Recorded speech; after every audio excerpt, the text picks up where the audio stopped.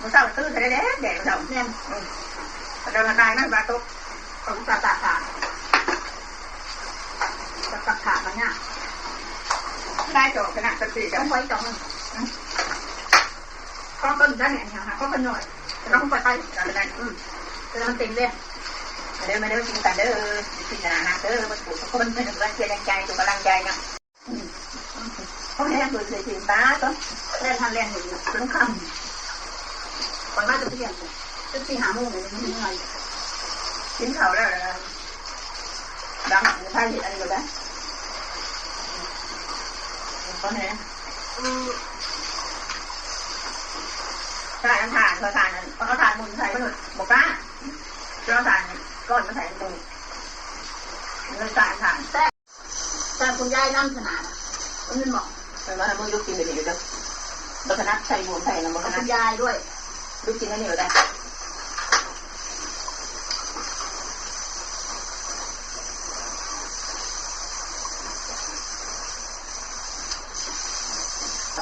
มากินทุก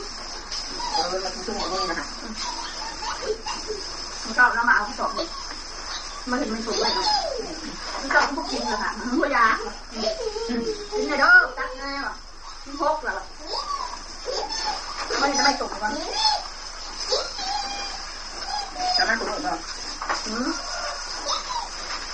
ประมาณนี้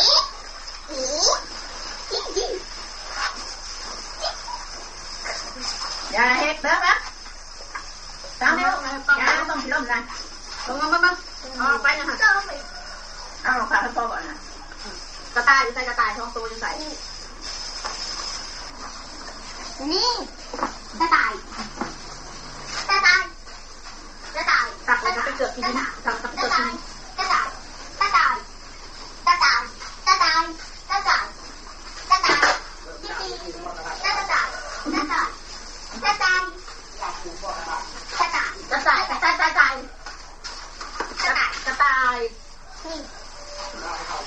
มานานมันชื่อมานานนี่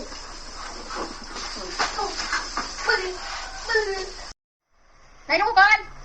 โอ้ยน้องพี่น้องเลยคนละเมื่อยน้ำลูกนี่เด็กมันจะกัดแล้วนะใช่ไหมตัวย่านเด็กกินกือวัดนี่กินกือตัวน้อยๆแดงๆนะพี่น้องมาเล่นมาจับเมื่อวานซ้อนให้ฟังก่อนพอชีวิตผมหายเนาะมันแม่ยังหอยต้มยำอยู่ในหัวมันอ่ะคนละย่านมันเข้าหูคนเอามาใส่หัวมันไตเล่นกินกือหน่อยโอ้มานานยาเฮ็ดแม่บอกท่านทางเขาตีลูกออกสื่อนี่ยังพอใครอยู่เอาไปเห็ดเนาะบอกสื่อเขาก็ไปเห็ดกับลูกเขาผู้เดียวเนาะพอพื้นหักลูกมันชุดอยู่หันแล้วบ่มีแม่คนใดบ่แพงลูกพี่น้องแต่มันเล่นนะพี่เล่นเขาไปอยากให้เล่นไปพาบุญหลอกเด้อพี่น้องเด้อมียังกระเบื้องกันแน่ก็ได้ซื้อข้าวซื้อน้ำจะต้มขนมไปน้องมานะมันดีมองหนึ่งมันสงบมันบุญวายกับไผ่มันบ่มีเสียงรถเสียงลามันบ่มีแบบเสียงขอกเสียงเพลงกับมีอยู่แต่มันจะไกลกันเนาะมันได้พักผ่อนเต็มที่ทำกลางคืนก็ได้ที่รถไกลไปไกลมาแน่มันหนาตลอดทะเลนะไปซ้ำๆเลยที่รถไกลไปแน่มันเฮาซักไปก่อนแน่คือเขาไปตัวประหลาดใช่ไปนี่กินแต่ตะคองมันมีกันแล้วพี่น้องเห็นนั่นบอกว่าใช้เป็นดิขอบอกว่าแต่มือใดมือหนึ่งมันขึ้นมาไปจากเห็นในประจุของงานเขาต้องปกป้องทางเจอกันมาเขามาปกป้องเขาแล้วคนอื่นมาเข้าบดีกับเรื่องของเขาเขาแบบสุดแต่ทำดีแล้วซะความหมายทำดีของเขาเนี่ยคือเขาไปทำดีต่อสังคมหรือว่าจะทำดีกับคนอื่นเขาทำดีแก่ตัวเองแล้วเขาพยายามที่จะหลีกเลี่ยงมาแล้วทุกสิ่งทุกอย่างน้องพี่น้องเขาขออยู่ในพื้นที่ของเขา